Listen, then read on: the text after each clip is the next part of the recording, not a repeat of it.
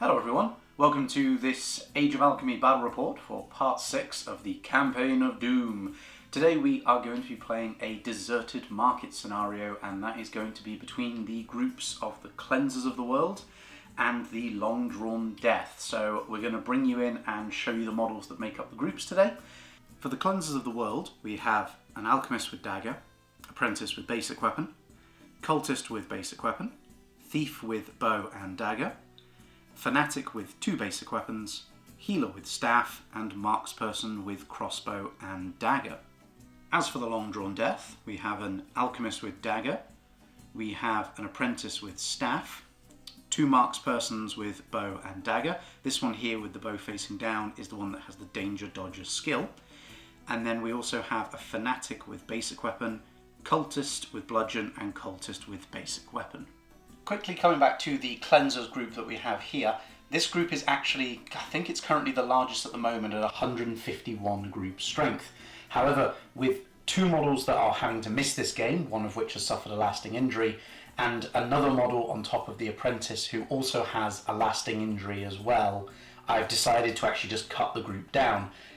Does mean, however, the Apprentice is here and they do have the broken leg injury, which means that they will be moving and charging into combat slower than all the other models. As we can see, that is both of us deployed. We have the 7 markers set up for the deserted market in this area here, and then we also have the forces deployed. So starting with mine, we have the Cultist over here on my right, your left. Then we have the Marksperson, Fanatic, the injured Apprentice, Healer, and the Alchemist herself over here. As for my opponent, we've got the Cultist and Fanatic out here on this side, Marksperson, Cultist, Apprentice, Alchemist, and finally other Marksperson over here. In the last post-game for the Cleansers, the exploration we got was the forward scouting position. So I'm going to take my Thief and place him somewhere on the board where no enemy model can draw a line of sight to him. And he's going to go tucked in right there. We've already measured beforehand, but no model can actually see him to get at him right there. My opponent, unfortunately, their Alchemist was removed from play in the last game and suffered one that would cause them to miss the game, so in that case they simply lost the exploration and recuperation instead, but are now back in the game. Start of turn 1, rolling for initiative. My opponent gets a 6. I get a 4, so they'll be going first, and I'll be getting 2 reaction tokens. So as we can see, that is the end of the first turn movement phase. Both of us have sort of gone for a relatively forward push, with the exception of my Cultist back over here. My Thief, who hid over by this building, has ran over and grabbed this objective. My opponent has grabbed this one over here, and then I've used my Marksperson to grab this one. So we're currently in possession of 2 for me and 1 for my opponent. But we'll go into the shooting phase and see how that changes. First bit of shooting from my opponent was going to be this Marksperson into this Thief. However, I'm going to use a die for cover, and because they're a Thief, their die for cover is actually 6, not 3. So my Thief absolutely legs it back over into this corner where he was, and because he ended on the treasure, takes it with him. Next, my opponent is going to use the Bloated Fly Globe, which is number 6. Pop that next to the Alchemist. Now we've already pre-picked a point before, just to make it easier, and it is going to go there, which is within 12 inches. So my opponent needs to roll a dice to see if it goes off on a 3+, which it does. In this case, within 3 inches. Yep. So, first of all, it'd be these 3 models. So we're going to roll a d6 for each one. Each 4+, they take a wound. So yes. Also yes. And finally the Healer. No, so the Healer does not take a wound. Last bit from my opponent, Marksperson over here, into my Marksperson, and it turns out they are actually just within 12, so they can make it because it would be long range and hard cover, taking them down to a 6 to hit. Reroll for being a Marksperson. Oh, it's a hit, rolling to wound. Oh, and that's 2 wounds into an already wounded model, so they are removed and the token is moved to directly under their base where they were. First bit of shooting from my side is going to be a heal from my Healer to my Apprentice, like that. As for my alchemy, as my thief is definitely not shooting, it's going to be a firewall from this alchemist, this location within 12 they can see.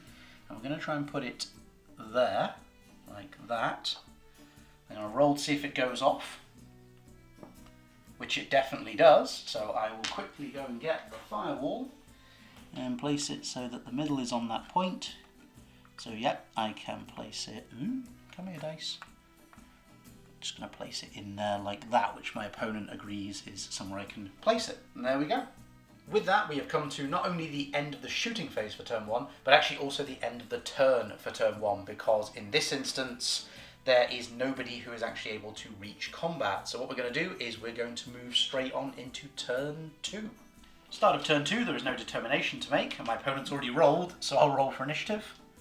And they're again going first with me going second with only 1 token. We've come to almost the end of my opponent's movement phase. However, they are going to move this model, or they want to move this model from here round and over to here. In doing so, they are going to cross through my firewall, so they're going to take a damage 3 hit. I'm going to roll to wound. It's a 5, so they do take a wound, but they don't take a critical, so it's not all bad. But there we go. With that, we have come to the end of turn 2's movement phase. We've again sort of pretty much moved all up into the middle of the board, except for my thief who has moved out over here, and then my opponent's cultist with bludgeon who has moved out over this way to avoid that firewall. With that, we're actually going to go into the shooting phase for this turn. First bit of shooting from my opponent is a clouded poison globe from this apprentice, which we've worked out can go here. Now, if it goes off on a 3+, it's going to hit both this apprentice back here and this fanatic who is properly hiding inside that building. So let's see what my opponent rolls. And it goes off, so I'm going to mark them up with 1 token there. I'm going to pop it on top of the building for this guy, but it is for him. Next bit, my opponent is going to go for shot from their marksperson into my alchemist. They're going to need a 6 with movement and cover. No, they don't. Next, this marksperson was again going to try and fire at my thief, but I'm going to use my 1 reaction token. And because a thief gets to go 6, he's actually going to go... Yep, he can just do that, get up to the wall, and then hop over for the full 6, and just remain an inch away from his friend. So for my one and only bit of shooting, there's not even anyone to need to heal. My Alchemist is going to use the Immolator, number 3, and is going to chuck it 6 inches onto this fanatic here.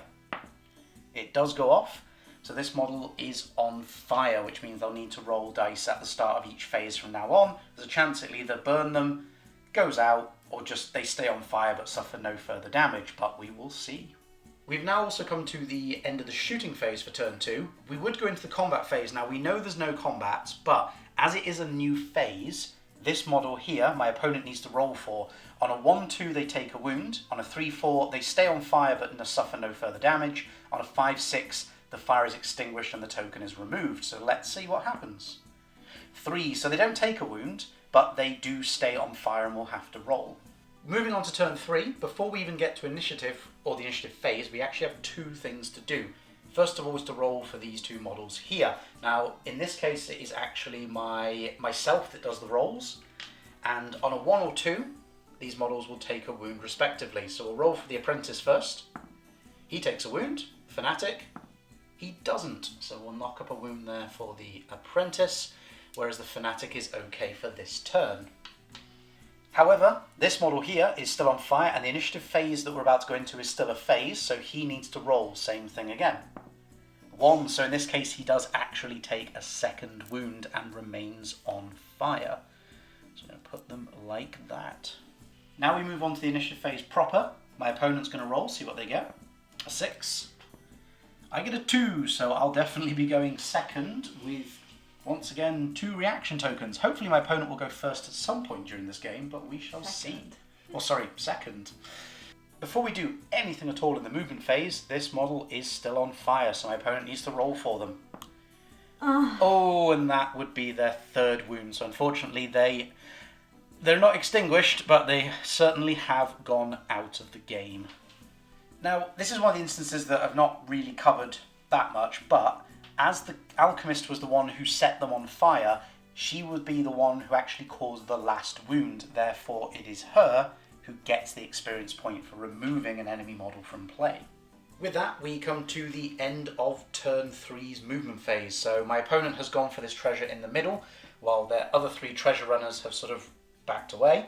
I've done a similar thing with my thief and these 2 models over here also equally backing away. My opponent sent a model round on the flanks, and again we're kind of just sort of grabbing the treasures and backing off. It's going to be interesting though to see how this plays out in the middle. So for my opponent's shooting, they have decided with their Alchemist here, or their Apprentice here, they're going to use the Spider Paralysis Dart into my Apprentice. So they're looking at a 5 because it's 2 to start with, but move and hard cover. Wow. So unfortunately it misses, just kind of bounces off the cover in front. Once again, this marksman here is going to try the exact same feat of hitting a 1 wound model where it requires a 6 to hit and a 6 to take them out of action. So let's see what happens. Oh, okay, he went for a 2 this time. With that, my opponent's shooting is over, so I am going to do my 1 bit of Alchemy, which is the Path of Righteous Flame. 8 inches that way, will land square on top of this guy. So he takes a damage 4 hit, and takes a single wound for it, which is not too bad. And while we're here, I'm actually going to do my other bit of shooting, which is heal my Apprentice with my healer over here.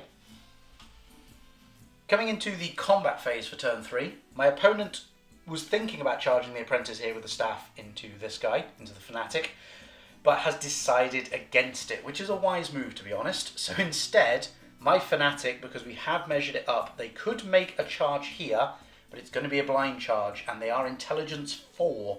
So it's actually a 50-50 chance it's going to go off. Let's see what happens. No, it fails, so my opponent's Apprentice is safe for this turn. Coming into turn 4, we don't have any fire to roll for this time, but we do have 2 poison models to roll for. We will start with the hiding Fanatic over here. Does not take a wound, and this guy over here does not, so the poison has not done anything this turn. Turn 4 initiative phase, let's see what I get. A 1! My opponent gets a 4, so it'll be me going second yet again with a reaction token. Now we've come to the end of the movement for turn, what are we in, 4. So as we can see here, I've actually gone for a sort of a piercing pincer strike right down the middle, whereas my opponent has sort of still kept this model over here to come round on the side, but has retreated with most of their treasure holders, which is entirely understandable. We're about to now go into the shooting phase for my opponent first. First bit of shooting for my opponent, Snake Venom Dart from the Apprentice into this model here, into this Fanatic. So they're looking for a 3 to hit because it would be 2. They've moved in this cover, but it goes back up because they are within 4 inches. My opponent has hit, they've got to roll to wound, let's see what they get. 3, so that will go up to a 5 and cause a single wound on my model. Next, this marks person into this guy, looking at a 4 to hit because they only have cover, so that's a fail. While we're here, we're going to do the other marks person who's moved and cover, so it'll be a 5 in this case. I'll let my opponent roll that again. That's a hit, roll to wound. Oh, and it is not a wound. For my 1 bit of shooting, apart from some healing later, Alchemist, Purifier into this point here. First of all, let's see if it goes off. It does. Now we have worked it out. Within this point here, within 5 inches of it, is this model, this model, this model, and this model. So let's do some rolling to wound. We're going to start with the Apprentice. 5-6 to wound. No. Marks person over here. Yes. Marks person over here. No. And the Cultist right at the back. No, we'll take that as a no. So in total, we only got 1 wound off, but it was quite an area of effect we hit. And then last bit from me is a heal from there to there. Coming into the combat phase for turn 4, my opponent is not going to charge because it will actually take the treasure further away from their lines if they were to survive. However, my Fanatic, when it comes to my charges, is definitely running around like so, and is going to smack into this model here. So my Fanatic has 2 attacks with their 2 basic weapons, looking for 4s. Re-rolling because they've successfully made the charge. Ooh, back into a 2, okay. And then damage 4 for the Fanatic, but resistance 4 with the staff. That is a 4, so that is a wound on the Apprentice. So I'll just knock them up by a wound. Then my opponent's going to attack back. 1 attack hitting on a 3, which does. Wounding on a 5 or 6, which also does. That was the worst possible thing for my opponent because that is a tied combat with wounds taken, meaning I get to go again. Both hit. That's death. So unfortunately there goes my opponent's Apprentice. But in this case, I'm actually not going to go anywhere. I'm just going to roll 2. I'm going to just go and stand right next to this, which would sort of appear where my opponent was, like that. That's because then I can grab it in the next turn and take it with me.